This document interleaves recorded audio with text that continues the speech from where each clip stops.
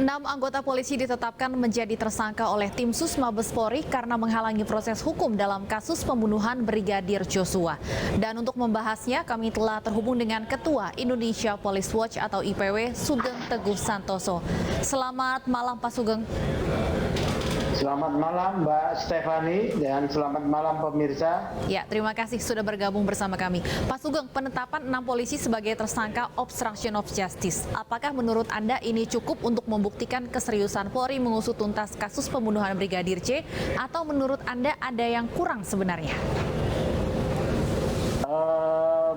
Menurut IPW ada kloter lain ya, kloter lain dengan peran yang lain yang harusnya juga bisa dikenakan obstruction of justice ya, baik dari warga sipil yaitu seperti Ibu PC ya, kemudian juga dari anggota Polri. Kalau yang 6 ini kan kebanyakan dari Divpropam ya, Divpropam karena Divpropam yang mengambil alih kasus penyelidikan dan penyidikan waktu itu, yang kemudian berusaha menghilangkan jejak ya, berusaha menghilangkan jejak. Nah, ini ada kloter lain nih. Kloter lain itu adalah, saya duga adalah para penyidik ya, para penyidik dari Polres Jakarta Selatan maupun dari Polda Metro Jaya. Saya menduga itu ya, ini kloter yang lain. Jadi ada 2 klaster nih ya.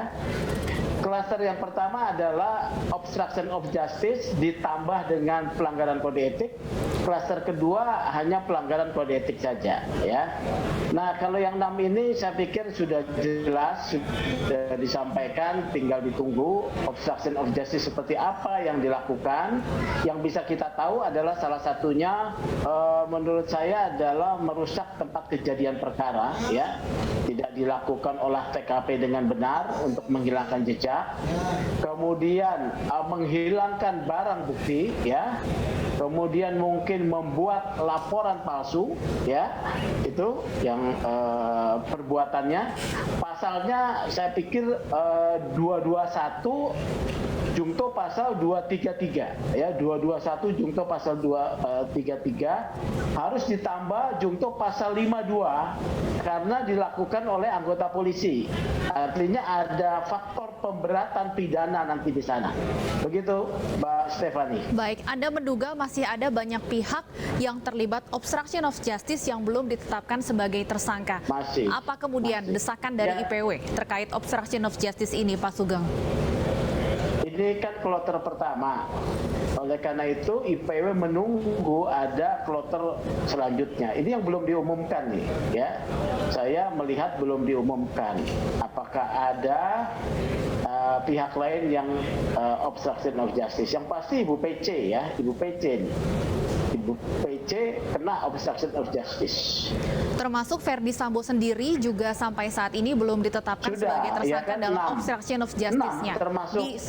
Saya informasikan sedikit Pak Sugeng, direvisi lagi bahwa Irjen Verdi Sambo belum ditetapkan tersangka dalam obstruction of justice-nya. Iya, itu mungkin bisa dalam satu surat dakwaan tuh ya, perbuatannya sebagai perbuatan konkursus ya di dalam konsep hukum pidana. Beberapa perbuatan pidana yang dilakukan dalam jangka waktu yang berdekatan gitu. Ini bisa dimasukkan di sana. Tidak dipisahkan karena itu adalah satu mekanisme ya. Jadi nanti dimasukkan di sana. Di dalam perkara 340 juga ada juga bisa masuk obstruction of justice-nya sebagai bentuk konkursus ya. Jadi gitu Mbak. Dan Pak Sugeng, yang sangat disayangkan juga salah satu yang terseret kasus obstruction of justice ini pernah meraih polisi terbaik atau Adi Makayasa 2010 AKP Irfan Widianto. Bagaimana IPW melihat hal ini? Ini memang momen untuk Polri harus bersih-bersih atau seperti apa?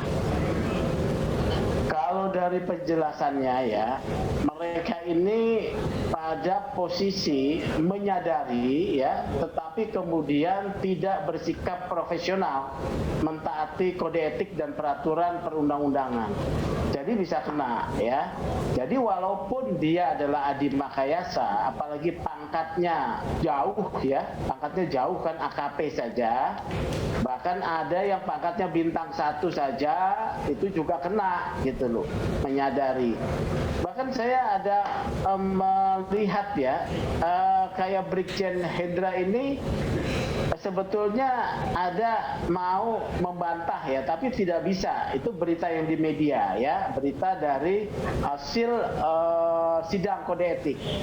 Tidak berdaya ya, karena kekuasaan Sambo yang mungkin besar atau pengaruhnya yang besar ya di antara mereka. Jadi kalau cuma hanya Adi Makayasa itu nggak terlalu pengaruh ya. Ya mungkin karena terlalu jauh jarak pangkatnya. Gitu. Anda melihatnya 6 orang ini harus diberhentikan secara tidak hormat juga sama seperti nasib Verdi Sambo, Pak Sugeng?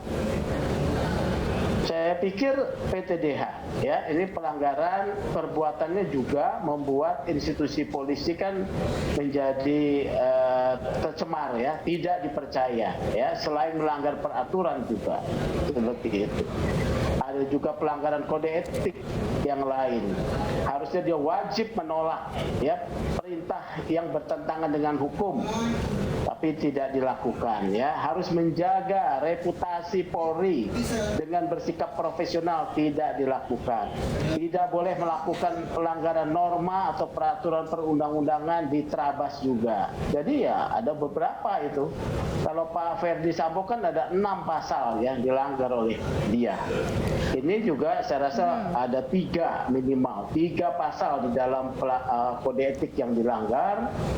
Jadi bisa PTDH ini. Dan ini bukan hanya pelanggaran kode etik, tapi juga sudah masuk ke ranah pidana.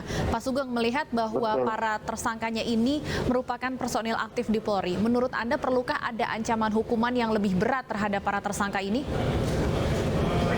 Ukuran hukuman kalau terkait dengan tindak pidana sudah diatur dalam KUHP ya.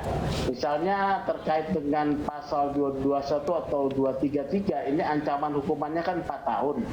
Tetapi dengan penerapan pasal 52 yaitu bahwa pelanggaran pidananya itu dilakukan oleh anggota polisi, maka ditambah pemberatan sepertiganya. Itu sudah ada aturan hukumnya ya. Jadi tidak bisa juga dihukum lebih dari sana. Karena ini kan keadilannya ya. Tidak bisa dihukum melebihi daripada kesalahannya gitu ya. Jadi memang ada hak juga, hak asasi yang melekat kepada tersangka.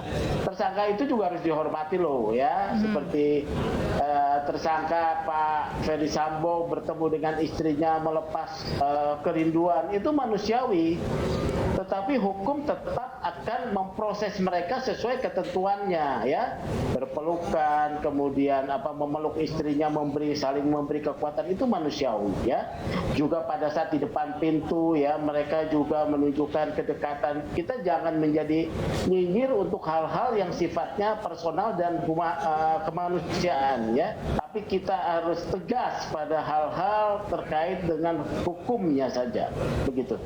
Baik, kita akan terus tunggu dan kawal agar kasus ini benar-benar bisa diusut tuntas. Terima kasih Pak Sugeng Teguh Santoso dari Indonesia Police Watch sudah bergabung bersama kami di iNewsroom.